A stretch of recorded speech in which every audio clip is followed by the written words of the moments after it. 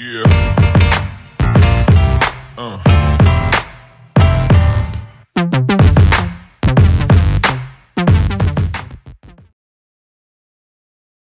Hello mga Inday, welcome to my channel. Yes, so ayan nga po, nakikita niyo po sa aking video na inaayos ko po yung extension. Yes, dahil nga po need ko na rin pong i-charge yung aking e-bike dahil nasa 48 volts na po.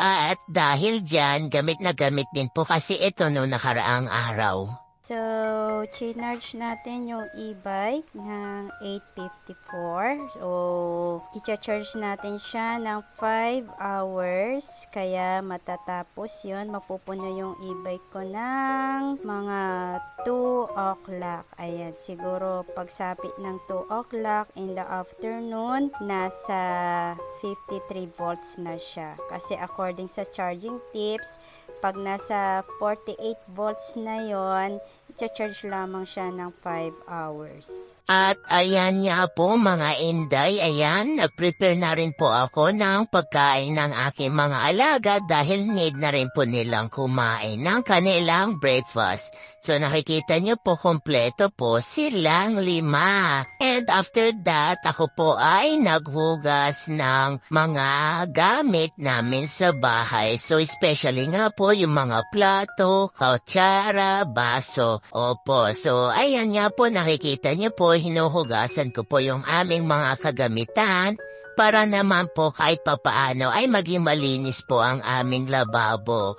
Yes, tama po ang inyong narinig kasi kahit ganyan-ganyan po yung lababo po namin, so kailangan din pong maging malinis. Oo, tsaka para hindi po na nakakalat yung mga utensils po namin sa loob ng bahay. At kahit papaano malinis tingnan ang aming mga kagamitan.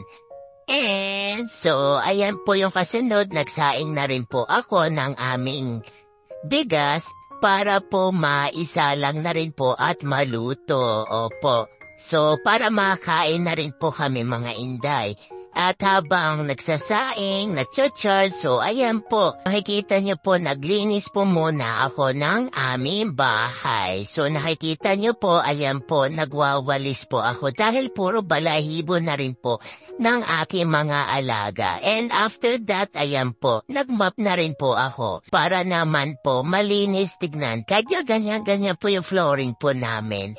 And ayan po, so after that, ako po ay kakain na rin po. So nakita nyo po na munggo ang aming ulam dahil nga po Biyernes Santo sa araw na ito at bawal po ang karne sa aming mga Kristiyano, sa aming mga Katoliko ay kailangan din po magulay-gulay din po.